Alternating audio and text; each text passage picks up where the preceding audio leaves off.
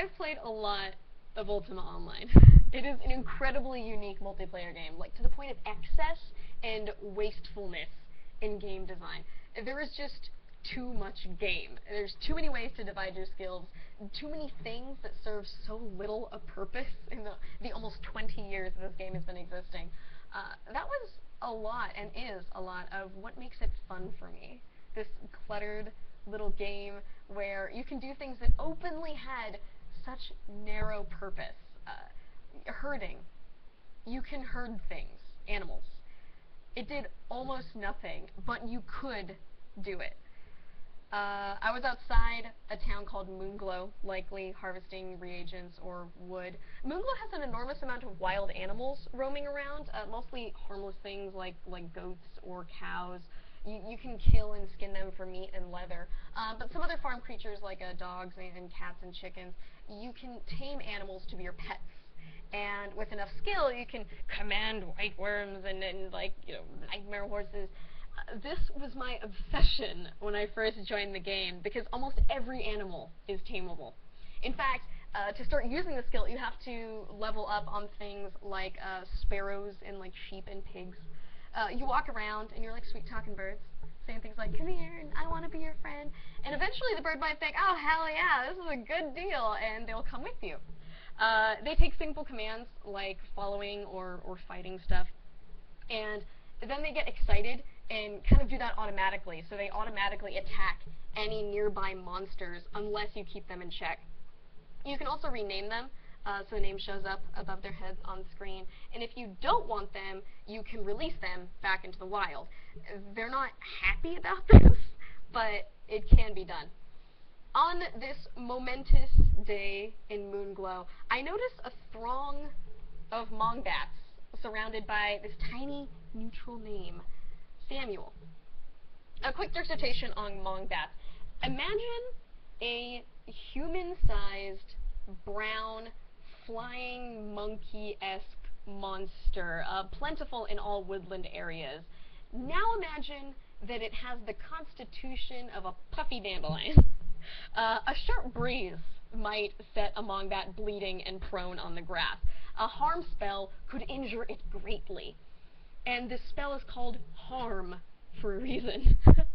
Yet, that does not dissuade them from attacking every character on sight. One by one, mongbats stack their corpses before any mildly skilled character and seem not at all daunted by that. Perhaps this is their lucky day. They are the true heroes, the chosen one of mongbat kind. They carry 30 gold, maybe to invest in a long future with a family, intuition in Mongbat College for running yourself into any blade set before you. Mongbats are like the level 0 critters of the world, and they are aggressive as all hell. The only thing that can't kill them are the more docile farm animals, like a rabbit, but even then, it might be a close fight. Mongbats are a nuisance. They're drunkenly shuffling their way towards me. Well, I have a sharp axe and lumberjacking skill. Nothing. I am deforesting, and they have something to say about that, like a single-minded barfly who just needs to tell you that they used to be as attractive as you. I don't even have to stop my activity. They approach and trigger my auto attack, which kills them on the spot, like a short screech, and then 30 gold if I decide that I want to loot their corpses. It's not even useless. At seeing this little neutral name, Samuel, flanked by mongbats on every side, it was something of a relief. Less mongbats to worry about annoying and attacking me. I couldn't see the tiny body in between them, but it was clear that this animal used to have an owner because of the name.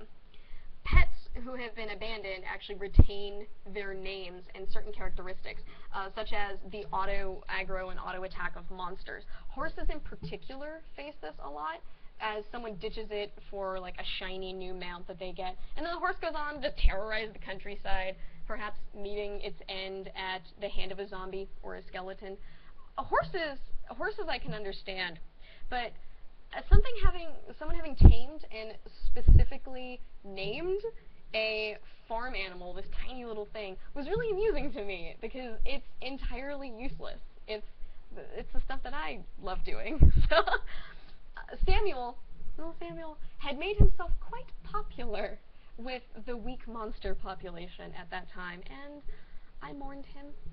You know, 3 Mongbats is enough to take out any farm animal that size, and I considered the situation a wash, and I just went about my business. Mid-shopping, I noticed something. Samuel was winning. 1 Mongbat fell, revealing this little great cat who was beset by 2 other Mongbats and just shedding their blood just as quickly. The second Mongbat fell much quicker, and by the time the third had screeched its last, I was riding up to Samuel and clicking my animal taming button as quickly as I could. Here, kitty, kitty, come.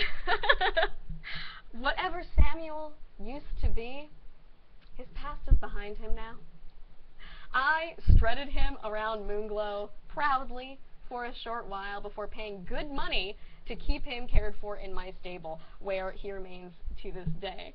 I imagine that he is now like the stable cat, like making friends with whatever animals come and go in there. I really don't check on him very often, very rarely. And it's not a bad life for a feral cat outside of a wizard town, huh? That was a little memoir that I did a while back. I do short stories and things like that. Hi, my name is Nika. Those are things that I do. You can read along with that on my Tumblr. Thank you guys so much for Patreon's supporters. Just incredibly thankful for the type of support and helping me write and talk at cameras. I like doing all of those things, so this is great. Thank you, and and that's it. Okay.